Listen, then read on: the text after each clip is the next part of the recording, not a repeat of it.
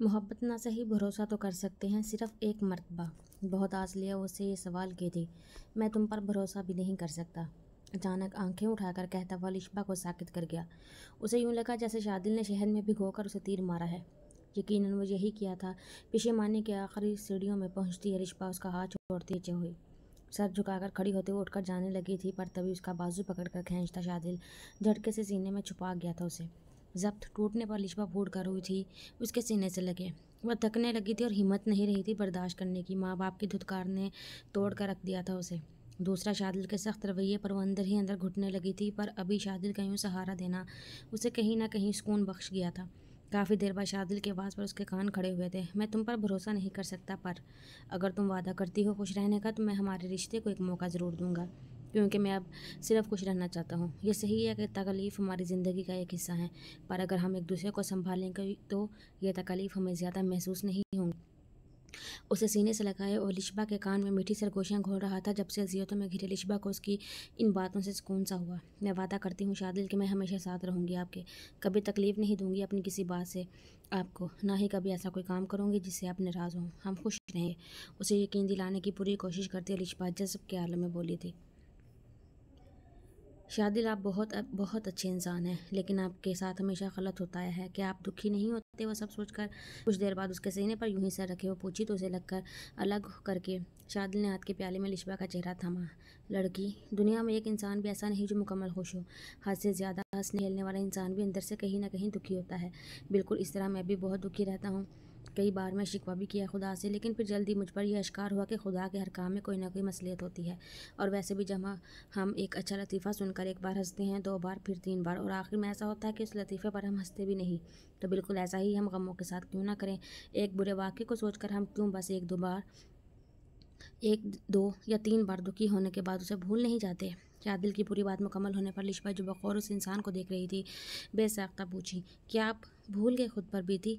उसका सवाल तक शादिल हल्का सा हंसा, फिर कहा, क्या हुआ था मेरे साथ? कुछ भी तो नहीं। अच्छी खासी तो ज़िंदगी है मेरी, माँ बाप, छोटा भाई, शान से बहन, एक नन्ही सी प्यारी बेटी, साथ ही एक अदर खूबसूरत मगर बेवकूफ़ सी बीवी।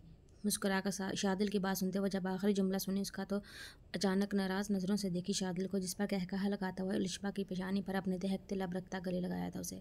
खुद से अहद करते लिशबा उसके सीने में चेहरा छुपाए पुरसुकून सी आंखें मूंद गई। लाउंज में बैठी हुई जब से खुद पर कंट्रोल कर रही थी, प्याम की खामोशी पर उसे यकीन था कि वह यावर को बख्शने वाला नहीं है। अब परेशान से को उसकी फिक्र होने लगी थी। जानती थी यावर जितना गिरा हुआ कुछ भी कर सकता है। शानजे को इस वक्त बस किसी भी तरह से प्याम से अपने सामने चाहिए था। किसी एहसास के तहत उसका दिल बहुत घबराने लगा था। मायदा, पानी दो एक गिलास। पता नहीं क्यों दिल अजीब हो रहा है। वो जो पहले ही जब्त करके इन सब के साथ बैठी थी, राबे बेगम के अचानक ये बोलने पर घर पर आई थी। सबको बातों में मगन ने खामोशी से उठती शान से ऊपर आई थी। रूम में दाखिल होते ही वो जल्दी से फ़ोन उठाती प्याम का नंबर डायल करने लगी। दिल किसी अनहोनी का एहसास दिलाने लगा था। उसका नंबर मिलाते वक्त शानसे के हाथ में कब कपाहड़ वाज़ेह थी। उबैद की कार पर वो जल्दी से प्याम के फार्म हाउस पर निकला था। डर था कि आग ज़्यादा भड़क गई तो प्रॉब्लम उसके लिए क्रिएट हो जाएगी, और उसकी नज़र में सबसे बड़ी प्रॉब्लम यही होनी थी कि अगर आग पहले से लगी तो प्याम को मारने का पूरा प्लान ख़राब हो जाना था। उसका इरादा फार्म हाउस पहुंचकर पहले आग बुझाने का था, फिर वापस शानसे के पास आना। रास्ते में कार का टायर पंक्चर होने पर वो जल्दी से उबैद को कॉल किया था। उसके बुलाने पर उबैद तकरीबन 1.5 घंटे बाद आया था। उबैद की कार फार्म हाउस पर रुकते ही यावर बिना आगे पीछे देखे अंदर दाखिल हुआ था। उसे बस किसी तरह आग बुझानी थी। बाहर कार में बैठा उबैद एक नज़र उसे अंदर जाता देख गहरी सांस भरा। यावर का प्लान सुनकर वो शौक हुआ था कि उसका ये दोस्त किस कदर गिर चुका था बदले की आग में। वो पहले ही इतना शर्मिंदा था अपनी गलती पर, दूसरा प्याम से बगावत का कम अज़ कम उबैद सोच नहीं सकता था। लाख प्याम बुरा, पर उसे अजीज़ बहुत था। सीट की पुश से टेक लगाए अब वो प्याम के बाहर आने का इंतज़ार करने लगा था। साथ ही प्याम के कहे के मुताबिक वो एम्बुलेंस को कॉल कर चुका था। जानता था कुछ देर बाद उसका एक दोस्त कूच करने वाला है दुनिया फानी से। अंदर आकर यावर हैरत के आलम में हर तरफ देखा था। उबैद ने तो कहा था आग लगी है। सब कुछ नॉर्मल देखकर वो आवाज़ बुड़बड़ाया। लहजा हैरानी से भरा था। आग लगी थी? नहीं लगेगी। भारी आवाज़ पर बौखलाता यावर पलटा था। जैकेट के जेब में हाथ डाले मुकाबिल के जी हाँ चेहरे पर हमेशा की तरह तंजिया मुस्कुराहट सजी थी। जहाँ तुझ जैसा हासिद होगा वहाँ ज़रूर आग लगेगी। यावर के मतवजा होने पर और बोलता प्याम जेब से लाइटर निकाला था। चंद कदम चलता वो ग्राउंड फ्लोर पर बना अपने एक कमरे के बाहर रुका, जिसका गेट पहले से ही खुला हुआ था। यावर पर खून आलूद नजर गाड़े प्याम लाइटर जलाता फेंका था उस कमरे में जहाँ पहले से ही उबैद को कहकर वो पेट्रोल डलवा चुका था। लाइटर फेंकते ही आग तेजी से भड़की थी वहाँ पर। प्याम, तू ये क्या कर रहा है और यहाँ कैसे? यावर अच्छे से जानता था कि प्याम से मुकाबला करना उसके बस में ना था। कहाँ वह कसरती जिस्मात का मालिक, मजबूत शख्सियत, और कहाँ वह दुबला पतला। तभी अनजान बनता वो उससे पूछा, मैं यहाँ कैसे? दरअसल मैंने सोचा मरने से पहले तेरी प्रैक्टिस करवा दूँ जहन्नम में जाने की। कमरे की तरफ इशारा किया। वह एक एक लफ्ज़ चबा चबा कर बोला था कि यावर घबराया। देख प्याम, मैंने कुछ नहीं किया है, हाँ, लेकिन अगर तूने मुझसे पंगा लिया तो मरेगा तू भी। सब कुछ जानते हुए भी वो खोटी सी धमकी दिया था उसे, जिस पर भड़कता प्याम आगे बढ़कर टूट पड़ा था। उस पर लातों घूंसों की बुझाड़ के साथ वो उसे और भी अलकाबाज से नवाजने लगा था। कमरे में लगी आग बढ़ने लगी थी, इतनी अब बाहर की थोड़ी आ रही थी। कमीने, बहुत हो गया तेरा, अब मरूंगा तो तुझे लेकर ही। उसे बुरी तरह पीटते ले प्याम लहू रंग आंखों समेत घूर रहा था। वो जो उतना पीटने पर अब आधमुआ होने लगा था, फौरन घगिया कर बोला, मेरे भाई माफ़ करते, अब नहीं करूँगा कुछ। उसके यूँ बोलने पर प्याम का हाथ तेज़ हुआ था, पर तभी उसका फ़ोन रिंग करने लगा। झटके से यावर को छोड़ता वो कॉल रिसीव किया था। मुकाबिल शांजे थी, वरना तो इस वक्त वो किसी की कॉल ना उठाता। प्याम, कहाँ पर हो तुम? प्लीज़ वापस आ जाओ, मेरा दिल घबरा रहा है, मैं माफ़ी मांग रही हूँ, अब नहीं करूँगी परेशान। हिचकियों से रोते वो फरियाद करने लगी थी। प्याम के लब बेसाख्ता मुस्कुराए। वाइफी, उसके लब फड़फड़ाए ही थे कि अचानक पीछे से यावर ने धक्का दिया और उसे प्याम मुर्तज़ा सीधा भड़कती आग वाले कमरे में गिरा था। मोबाइल दूर फेंका आया था, जबकि दूसरी जानब शानजे के मुंह से चीख बरामद हुई थी। शानजे की ऐसी चीख पर नीचे लाउंज में बैठे सब चौंके थे। शादिल और अलिशा भी कमरे से निकलते बाहर आए। फिर सबका रुख सीढ़ियों की जानब देखो, दोनों भी सीढ़ियाँ अबूर करते ऊपर आए। राबे बेगम ने जल्दी से गेट खोला। प्याम के रूम का ऊपर का पर अंदर शानजे को बेड के सामने नीचे बैठे फ़ोन पकड़कर बिलखते देखा तो हैरत में वो लोग आगे बढ़े। शानजे, मेरे बच्चे, क्या हो गया है? जमीला बेगम नीचे उसके पास बैठती शानजे का चेहरा हाथों में लिए पूछी, पर वो तो जैसे होश में ही नहीं थे। मुसलसल नफ़ी में सर हिलाए शानजे तड़प कर रो रही थी। क्या हुआ है बेटा, बताओ तो कुछ हमें। राबिया ने भी उसका कंधा सहलाते पूछा। रिश्बा जल्दी से पानी लेकर आई थी गिलास में उसके लिए, पर वो मुँह फेर गई। अम्मी, प्याम, अम्मी, वो मार डालेगा प्याम को। हिचकियों के दौरान बोलते वो तड़पी थी अपनी बात मुकम्मल करके। कौन मार डालेगा? शानजे, क्या बोल रही हो? शादिल तशवीश में उसे यूं रोते देख पूछा था। मुझे मुझे प्याम यहाँ चाहिए, अम्मी उसे बुला दें, प्लीज़ उसे बुला दें। मैंने सॉरी भी किया पर वो नहीं मान रहा। उसकी चीख फुफून में अम्मी मुसलसल बाआवाज़ रोने से उसका गला बैठ रहा था। तभी अजिया से बोलते हुए वो तड़प कर जमीला बेगम के गले लगी थी। सबको उसका ये रवैया परेशान कर रहा था। अभी तो बिल्कुल ठीक थी, फिर अचानक क्यों इस तरह कर रही थी। अच्छा ठीक है शांति, तुम चुप हो, मैं कॉल करता हूँ प्याम को, वो आ जाएगा अभी, ओके। जमीला बेगम के गले लगे समय चलते देख शादिल ने आराम से कहा। साथ ही फ़ोन निकालकर प्याम का नंबर डायल किया, पर अचानक ही वो परेशान सा हुआ। क्या हुआ? मुर्तज़ा साहिब ने उसे परेशान देख पूछा। नंबर बन जा रहा है उसका। शादिल की इस बात पर जहाँ शांति और रोने लगी, वहीं राबिया बेगम का भी दिल घबराया। क्या मतलब नंबर बंद है? कहाँ है प्याम? वो फिक्रमंदी से पूछी थी। शादी एक नज़र उन्हें देख मुंह पर हाथ फेरा। अब उसे भी टेंशन होने लगी थी। 4 घंटे गुजर चुके थे, पर प्याम का कुछ पता नहीं चल पाया। शानजे ने इन घंटों में जो बुरा हाल किया था अपना रो रो का, वो देख जमीला बेगम भी रोने लगी। राबिया बेगम जब से परेशानी में नम आंखों समेत प्याम को सलामती के लिए दुआ गूंथी। शादिल ने हर तरफ मालूम करवाया, मगर बेसुध फार्म हाउस रह चुका था प्याम का, जहाँ वो जाने के लिए निकलने लगा। पर तभी उसके नंबर पर अनजान नंबर से कॉल आई। हेलो। कॉल रिसीव करता हुआ फ़ोन कान से लगाया। उबैद, हाँ बोलो, कहाँ? हैरत से कहता शादिल। टेंशन में कॉल कट किया था। कौन था शादिल? राबिया बेगम बेचैनी से पूछी थी। उबैद, प्याम का दोस्त। उसका कहने पर लिशबा ने निगाह चुराई थी। उसने हॉस्पिटल पहुंचने का कहा है जल्दी से। शादिल की बात मुकम्मल होते ही राबिया बेगम का दिल धक से रह गया। शानजे की आंखें बेयकीन हुई, जबकि मुर्तज़ा साहिब जब्त से लब भींचे थे। तहरीम की सिचुएशन देखते उसे कुछ न बताया था बासित ने, और शादिल की कॉल पर वो ऑफिस से निकलता सीधा हॉस्पिटल आया था। ऑपरेशन थिएटर के बाहर सबको देख वो मजबूत कदम उठाता शादिल के पास गया था, जिसकी आंखें जब्त के चक्कर में सुर्ख हो रही थी। कुछ बताया डॉक्टर ने? वो धीमे लहजे में इस्तफसार किया था, जिस पर शादिल नफ़ी में सर हिलाता कहने लगा, कह रहे हैं कि जिस्म बुरी तरह जल चुका है, हत्ता का चेहरा भी मुश्किल है बच।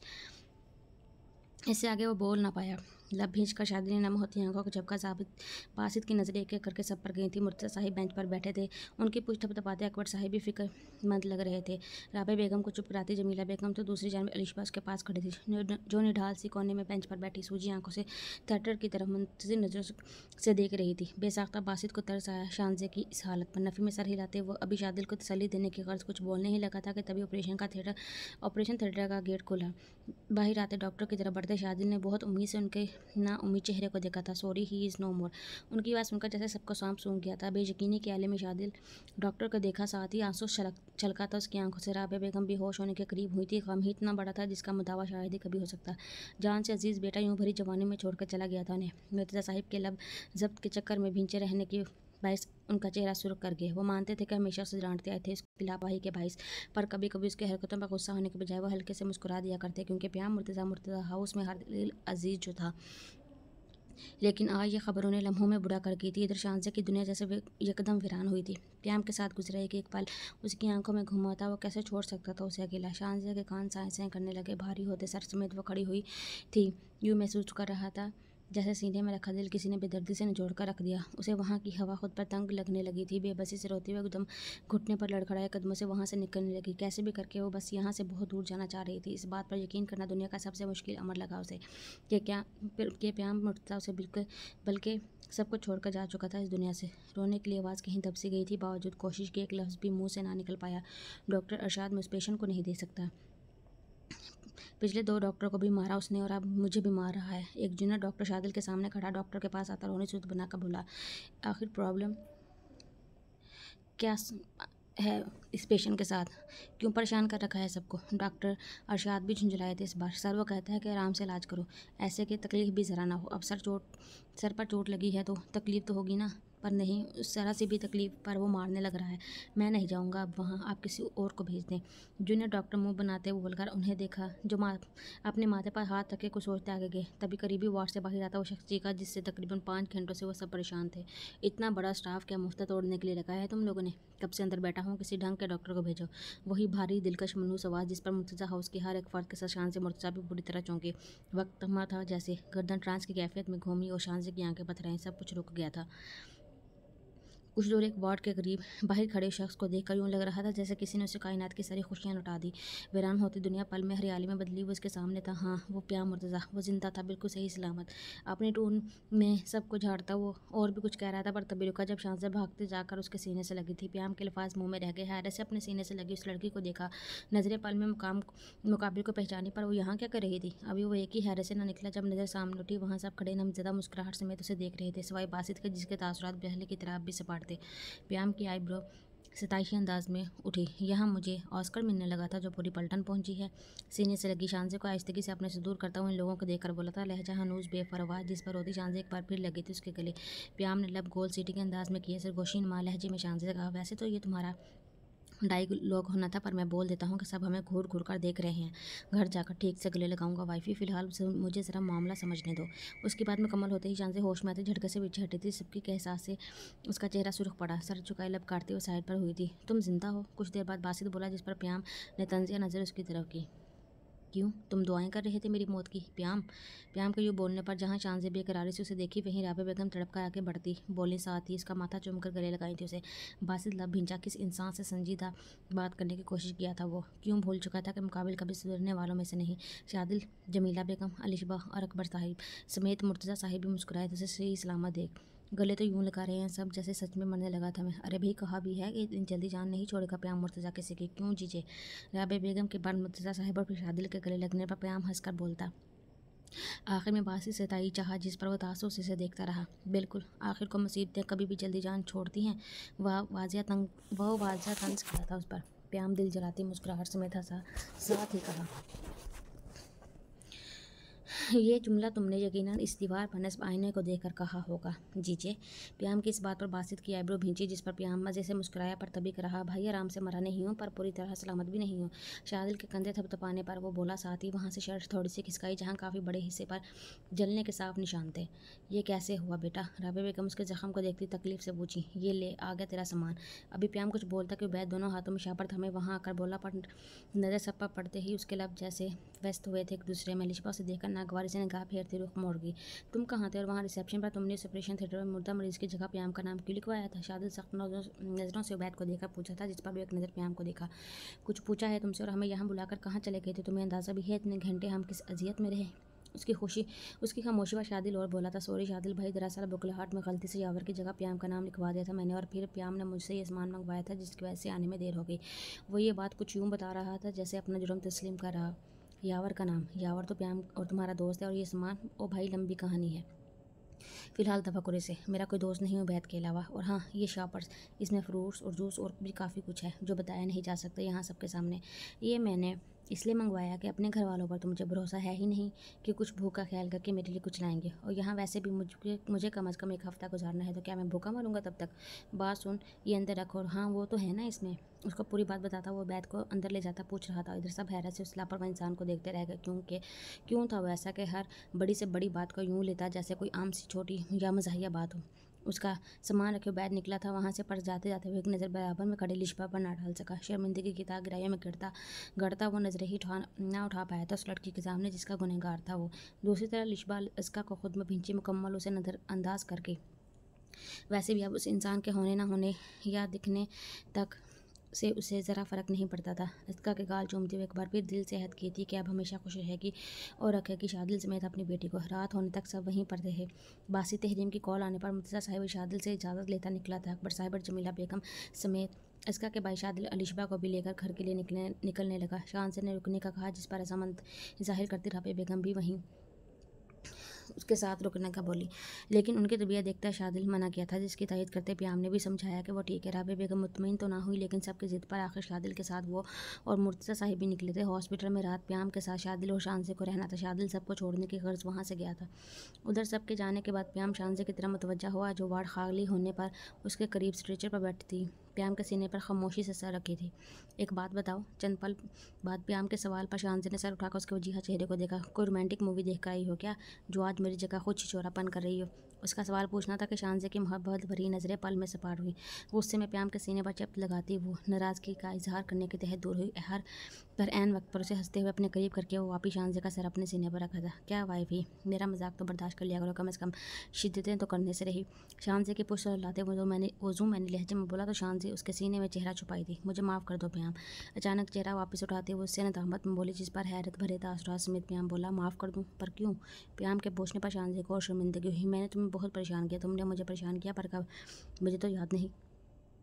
जहाँ तक मुझे याद है मेरी वाइफ ही तो मुझसे बहुत मोहब्बत करती है, भले इजहार नहीं करती, लेकिन फिर भी अगर तुम माफ़ी मांग रही हो तो बस एक हफ्ते का इंतज़ार कर लो, फिर घर चलकर तुम्हें तुम्हारे कमरे में अच्छे से माफ़ करूँगा। वो जितने पुरसकून से मैंने खैस अल्फाज अदा किया, शानजे ने उतनी ही गुलाबी हुई। तभी हया से मुस्कुराते प्याम के सीने में अपना चेहरा छुपाई थी। जबकि प्याम आंखें मूंदता वो वक्त सोचा जब यावर ने उसे कमरे में धक्का दिया था। उस कमरे में गिरते वक्त वो यावर का हाथ सख्ती से पकड़ा था। उसका हाथ उसके साथ भड़कती आग वाले कमरे में गिरता प्याम खुद तो अगले ही लम्हे खड़ा हुआ साथ ही कूद कर निकला था वहाँ से, लेकिन यावर अंदर आग में जलता हज़ियाने अंदाज में चीखता रह गया। प्याम की जैकेट पर गंदे की तरफ आग पकड़ी थी। यावर को जलता देखने में मगर वो कंधे पर होते जलन महसूस करता फुर्ती से जैकेट उतारता, पर तब तक उसका कंधा जल चुका था। तभी आग तेज़ी से फैलने पर प्याम अपने कदम पीछे लिए। वह जब से बाहर बैठा परेशानी में अंदर आया। उसकी कॉल पर 15 मिनट बाद एम्बुलेंस आ चुकी थी। प्याम के कंधे पर से शर्ट जली देख वो बड़ा आगे, फिर उसे लेता हुआ आग भड़कने पर फायर ब्रिगेड को कॉल करने का इरादा किए निकला था प्याम के फार्म हाउस से। यावर ने जो किया उसका अंजाम वो बिलाशुबा पा चुका था। आखिर को प्याम ने उसे वार्न किया, पर वो शायद ढीठ था। जो सुधरने के बजाय और बिगड़ता जा रहा था। उसका मरना ही प्याम को बेटर चॉइस लगी। तभी यावर का प्लान उस पर ही उलटता हुआ पुरसकून था। वो एक हफ्ते बाद डिस्चार्ज होने वाला था, पर 2 दिन बाद ही हॉस्पिटल के माहौल से उकताकर वापसी का बोला था। कुछ डॉक्टर्स भी उससे परेशान हुए थे, तभी जल्दी डिस्चार्ज कर दिया गया। मुर्तज़ा हाउस पहुँचने पर सब जिस तरह उसका ख्याल रखते प्याम को अपना आप कोई बच्चा लगने लगा था। चिढ़कर वो कभी झड़क देता इन लोगों को यूं बच्चों की तरह उसकी केयर करने पर, लेकिन इस बार जैसे सब ने अपने कान बंद किए हुए थे। कमरे से बाहर तक आने की इजाज़त न दी गई थी। मुकम्मल बेड रेस्ट करते प्याम कभी खुद को मुर्तज़ा तस्वर करने लगता। उसकी इस हालत पर शानजे अक्सर अपनी हंसी रोकते थकने लगी थी। उसे हंसता देख कभी तो प्याम तपता पर कभी मुस्कुराने लग जाता। बात सुनो लड़की, वो जो रात को उसे खाना खिलाकर बर्तन किचन में रखती रूम में आई थी। प्याम की आवाज़ पर चौंकी। बोलो। बेड पर उसके सामने आती वो बोली, साथ ही साइड टेबल से पानी का गिलास उसे पकड़ाई। डॉक्टर ने दवाइयाँ बदल दी हैं। गिलास वापस साइड टेबल पर रखकर प्याम उसके हाथ से टैबलेट्स लेता रखा। शानजे हैरान हुई। दवाइयाँ बदल दी? पर कब? प्याम को अपना हाथ पकड़ते हुए देख वह ना समझी सब पूछी। अब बदली है, कहते हैं इन दवाइयों से इतनी जल्दी ठीक नहीं होगी जितनी जल्दी इस दवाई से होगी। उसका रुख मोड़ता हुआ आहिस्तगी से शानजे को अपनी गोद में बिठाता बोला, साथ ही आगे होकर उसके गाल पर लब रखा। शानजे के चेहरे पर हया के रंग समेत मुस्कान सजी थी। प्याम, दवाई ले लो पहले। उसे अपने कंधे पर थोड़ी रखकर आंखें मूंदे देख शानजे हल्की आवाज़ में बोली, क्या वाइफ तंग आ गया हूँ इतनी केयर से? अब तो जख्म में भी दर्द नहीं होता। तुम तो समझो मुझे ये दवाई नहीं खानी अब। नरमी से उसे बेड पर लेटाता प्याम उस पर झुक कर बोला, जिस पर शांति ने कुछ बोलने के लिए लब वाकई यही थे, पर वो बेखुदी में झुककर इन लबों को मुकीद कर गया। कुछ देर बाद वह दूर होता, चेहरा बिगाड़े शांति को देखा, जिसके गाल हद से ज़्यादा सुर्ख हो रहे थे। लबों पर से शर्मगी मुस्कुराहट जाकर नहीं दे रही थी। उसे देखता प्याम बोला, यार ये शर्माने वाली हरकतें मत किया करो, सूट नहीं करता तुम पर। जंगली बिल्ली सही थी जो ऐसी हरकतों में गुस्सा होती है। आह प्याम मुर्तज़ा, तेरी जंगली बिल्ली न जाने कहाँ होगी। इस पर चढ़ता हुआ बेड पर सीधा लेटता, छत को घूरे आहें भरा। इधर शांति का मुंह खुला रह गया, इधर घुमाकर से घूरते उठकर बैठी, साथ ही साइड टेबल पर से पानी का गिलास उठाती उसके मुंह पर फेंकी। तुम इज्जत के लायक ही नहीं हो प्याम मुर्तज़ा, रहो अब यूं ही, बात नहीं करना मुझसे। वो भड़क ही गई थी। आखिर को मुकाबिल को शिकायत थी भी तो उसके शर्माने से। मतलब क्या था वो शख्स, वो जो अचानक मुंह पर पानी पड़ने से हैरान हुआ था। शांति को गुस्से मुड़ता देखा हंसते हुए गिलास उसके हाथों से लेकर वापस रखा। छोड़ दो, मुझे सोना है। उसकी गिरफ्त से निकलने की कोशिश करती वो मुंह बनाकर बोली, साथ ही अपने गिर्द हाइल प्याम के बाजू पर जोर से हाथ मारी। हाँ, मेरी जंगली बिल्ली वापस आ गई। उसके गुस्से पर जोर करता प्याम मज़े से बोला था। वो इतने दिनों से शांजे के अच्छे रवैये से तंग आ गया था। जो काम बोलता वो अच्छी बीवियों की तरह करती। से शांजे का लड़ना झगड़ना पसंद था, पर कुछ दिनों से उसका यूं चुप रहना शर्माना प्याम को जरा ना भाया। तभी वो उसे तपा कर अब से पुरसुकून हुआ था। तुम बहुत बदतमीज़ हो, जिद छोकर कहते वो मुंह फुलाई थी। यार क्या करो, तुम मुझे लड़ती हुई अच्छी लगती हो। ये टिपिकल बीवियों की तरह शर्माना, हर बात मानना सूट बिल्कुल नहीं करता मेरी जंगली बिल्ली पर। जिंदगी से भरपूर मुस्कुराहट समेत कहकर वो शांजे के पेशाने पर मुहर जब्त किया था। 8 साल बाद। लिश्वा जल्दी करो, गेस्ट आ चुके हैं। रूम का गेट खोलकर अंदर झांक कर कहते शादी के अल्फाज मुंह में ही दम तोड़े थे। ड्रेसिंग के सामने खड़ी उसकी परी पैकर को टॉप्स पहनते देख वाहिस्ते से अंदर आता गेट बंद किया था। मजबूत कदम उठाकर उसके पीछे आया। लिश्वा अपने पीछे उसे देखते ही बोली, होगी तैयार, में शादिल चलें। मसरूफ़ अंदाज में कहती वो पलट कर जाने लगे, मगर शादिल ने नरमी से उसे पीछे से गिरफ्त में लेकर वापस लिश्वा का रुख आईने की जानिब किया। घर को ये मेरे बस में होता तो बासानी अपना दिन निकाल कर रख देता तुम्हारी हथेली पर। अपने कान के करीब की शादिल की मीठी सरगोशी पर लिश्वा सिमटी थी। खूबसूरत चेहरा खिला, जबकि पलकों की झालरें नीचे गिरी। क्यों मुझे खुद से किया गया वादा तोड़ने पर मजबूर करती हो? क्यों मजबूर कर देती हो मुझे खुद से मोहब्बत करने पर? वो जैसे ये सवाल खुद से किया था, और ये लिश्वा का इखलाक ही था जो शादिल का दिल उसने कुछ महीनों में ही जीत लिया था। वो जो खुद पर संजीदगी का लिबादा ओढ़े रखता, लिश्वा की अक्सर बेवकूफ़ाना हरकतों से हंसने पर मजबूर हो जाता। लिश्वा ने अपना वादा पूरा किया था। वो इसका को माँ जैसा प्यार देती। शादी के 4 साल बाद खुदा ने उसे एक और बेटी से नवाजा, पर अलिशबा को इसका से लगी उनसियत थी। अपनी बेटी मुफलिहा के बाद भी उसका प्यार इसका के लिए ज़रा कम ना हुआ। जैसे गम के बादलों के बाद रहमत की बरसात होती है, उसी तरह इस घर में भी तकलीफ के बाद अब खुशियों ने जगह ले ली थी। चलें जानम, वो जो निगाहें झुकाए मुस्कुरा रही थी। शादिल की मोहब्बत से पूछने पर इस बात में सर हिलाए। उसका रुख नरमी से अपनी तरफ किया हुआ लिश्वा की आंखों पर बारी बारी नहायत नरमी से लब रखकर पीछे हुआ, साथ ही उसका नाजुक हाथ अपने मजबूत हाथों में थामता रूम से निकला। आज प्याम और शांजा के बेटे अकबान की बर्थडे थी। प्याम की तरह वो भी मुर्तज़ा हाउस की जान होने के साथ साथ बकौल शांजा के उसके सर का दर्द था। 7 साल अकबान की हरकतों को देखा शांजा को अक्सर वो प्याम की कॉपी लगा। हाँ, उसकी तकरीबन बातें और आते प्याम जैसी ही थी। तुम्हारा मूड क्यों ख़राब है? वो जो गुस्से में बारीक लबों को भींचे नन्हे हाथों को फोल्ड करके मुंह बनाए सामने देख रहा था। शांजे के पूछने पर आए ब्रो पीछे से देखा। क्या मैं हैंडसम नहीं हूँ? मुँह फुलाए पूछा गया यह सवाल शांजे को हैरत में मुबतला कर गया। तुम क्यूट हो, उसके चिट्टे गाल थपथपाती वो प्यार से बोली। पर अकबान झुंझला गया। ओह कम ऑन मॉम, मैं क्यूट नहीं हैंडसम हूँ। उसकी बात पर शांति हंसी। अच्छा भाई तुम हैंडसम ही हो, खुश नहीं? अगर मैं हैंडसम हूँ तो मेरी गर्लफ्रेंड डैड को क्यों हैंडसम कहती हैं? और शांति का मुल्क खुला रह गया उसके गर्लफ्रेंड बोलने पर। ये क्या बदतमीज़ी अकबान, गर्लफ्रेंड क्या होती है? पल में तासरा संजीदा क्यों इस्तफसार किससे, जिस पर अकबान माथे पर हाथ मारता बोला, मॉम मेरे सभी क्लास फेलोज मेरे फ्रेंड्स हैं। अब इनमें जो लड़के हैं तो वो मेरी गर्ल फ्रेंड्स हुई ना। वो शांजे को ये बात ऐसे बता रहा था जैसे उसकी मालूमात में इजाफा कर रहा। अकबान की बात पर शांति आईब्रो भींची। तुम्हें किसने सिखाया ये सब? गलत बात है, ऐसे नहीं कहते। उठो अभी फ़ौरन और मूड ठीक करो। पढ़ने की उम्र में गर्लफ्रेंड्स बनाए फिर रहे हो।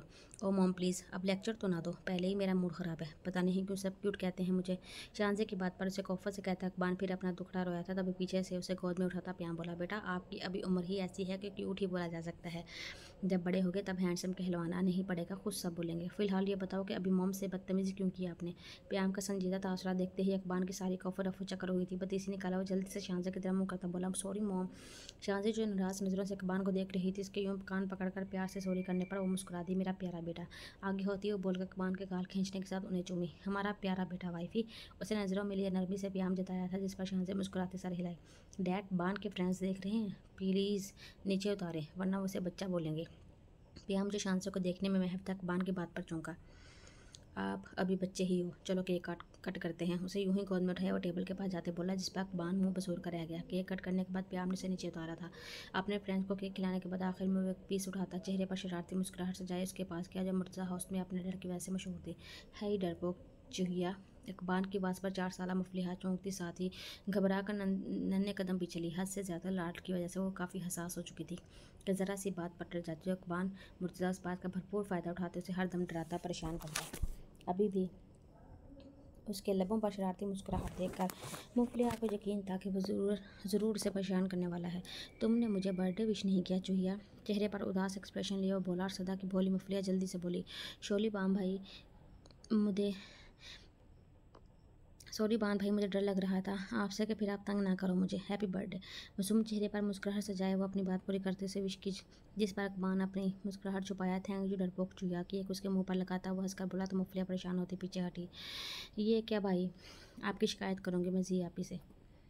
पूरे चेहरे पर केक लगने से वो रोनी सूरत बनाए, छोटी सी उंगली उठाए धमकी दी थी उसे। बता दो अकबार, मुझसे डरता नहीं किसी से, बेनियाजी से कहता वो जैसे नाक से मक्खी उड़ाया था। बान, क्या बदतमीजी की है तुमने? 9 साल का अपनी छोटी बहन को यूं देख सारा मामला समझती इकबाल को डपटी। जी आप ही, मैंने कोई बदतमीजी नहीं की, बस ये देने आया था चूहिया को। अपनी बात मुकम्मल किए पैंट की जेब से निकालकर वो कोई चीज़ फेंका था मुफलिया के ऊपर। नकली काकरोच देखते ही जहाँ मुफलिया की चीख निकली वहीं सब चौंके। इन दोनों को देख लिशबा ने जल्दी से रोती हुई मुफलिया को गोद में लिया।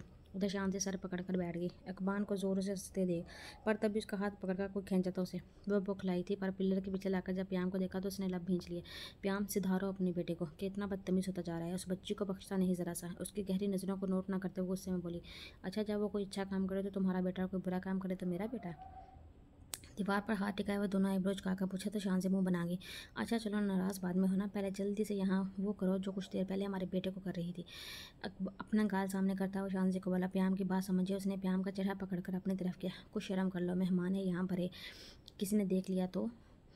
प्याम उसका हाथ अपनी थोड़ी से हटाया था, फिर कहा तो क्या मियाँ बीवी हैं हम, और अगर तुम्हें नहीं करना तो ठीक मैं कर लेता हूँ। पूरी बात कहता वो झुका था तभी शान से बकलाई, अच्छा ना मैं करती हूँ, पहले आंख बंद करो। उसे खुद के करीब होते देख जल्दी से बोलकर शान से उसके सीने पर हाथ रखी थी। शान से की बात पर ताबेदार से सर हिलाता हुआ आंखें बंद किया। शान से मुस्कुराहट दबाते उसे देखकर प्याम के गाल पर चिप लगाकर नीचे होती उसके कैसे निकलकर तेजी से मेहमानों की तरफ चली गई। गाल पर चिप लगने से झटके में आंख खोलता वो सामने देखा पर तब तक शान से जा चुकी थी। लड़की रूम में चलो, आज रात बख्शूंगा नहीं तुम्हें। गहरी नजरों से शांजे को देखता हुआ बोर्ड बढ़ाया। दूर खड़ी शांजे उसके लब हिलते देख नाक चढ़ाई थी, जिस पर प्याम मुर्तज़ा दिलकशी से मुस्कुराता नाक में सर हिलाने लगा। हाय मुफलिहा। लिशबा उसका मुंह धुलाकर उसे चुप कराती रूम से लेकर आई थी और अब वो एक जगह खड़ी बड़ी बड़ी आंखें पड़पड़ाती हर तरफ देख रही थी। तभी मनूस आवाज़ पर उसका मासूम चेहरा खिला। इब्तिसाम भाई। मुफलिया के गुलाबी लब मुस्काए थे मुकाबिल को देख। ये 8 साल इब्तिसाम तहरीम 8 साल इब्तिसाम था, तहरीम और बासित का बेटा, और बकौर मुफलिया उसका बेहतरीन दोस्त। कैसी हो? दिलचस्पी से उसकी मुस्कान देखता हुआ पूछ रहा था। मैं बिल्कुल ठीक, आंखें पटपटाकर कहते हुए इब्तिसाम को बहुत क्यूट लगी, पर तभी अकबान का आता मुफलिया हाथ का नन्हा हाथ पकड़कर उसे खींचकर साइड पर किया। मेरी कज़न से दूर रहा करो इब्तिसाम। वह इन दोनों को साथ खड़े देख तपा था। बकौल उसके मुफलिया सिर्फ उसकी कज़न थी तो उसे परेशान, तंग या बात तक करने का हक भी सिर्फ उसका था, और इब्तिसाम से तो उसे शुरू से ही खुदा वास्ते का बैर था। बड़ा हूँ तुमसे भाई बोला करो। उसे देखते ही इब्तिसाम का मीठा लहजा कड़वा सा हुआ था। भाई मानता तो मैं तो ज़रूर कहता। उसे तपाने की गर्ज वो ये बोलता मुफलिहा को ज़बरदस्ती लेकर गया था वहाँ से। उधर इब्तिसाम ने तपकर अपने छोटे मगर किसी आफत के बराबर कज़न की पुष्ट को घूरा था।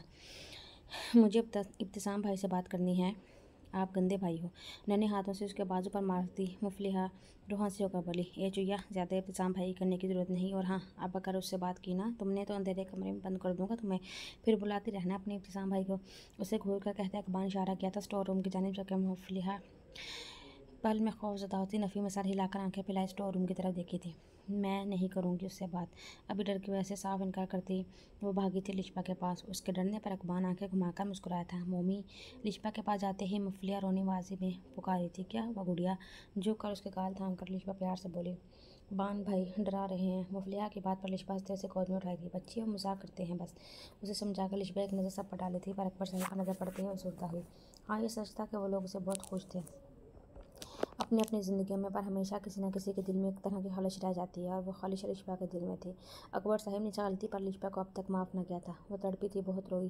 शादिल के साथ जाकर उसने बहुत माफ़ी मांगी। जब मेरा बेगम माँ थी तभी ज़्यादा नाराज़गी न दिखा पाई, जबकि अकबर साहिब उन्होंने जैसे रुख ही मोड़ लिया था इसे। 8 साल हो चुके थे पर आज तक वो लिशबा से बात ना की। ये क्लस इस खुश रहने वाली लिशबा को अक्सर होने पर मजबूर कर देती, पर शादिल से किए गए वादे के मुताबिक वो सबके सामने खुश रहने की भरपूर कोशिश करती, लेकिन अंदर से जैसे दिल तड़पता बाप से बात करने को। यही ख्वाहिश जो 8 साल से उसके दिल में छुपी थी, यकीनन हमेशा रहने वाली थी। ख़त्म फिर।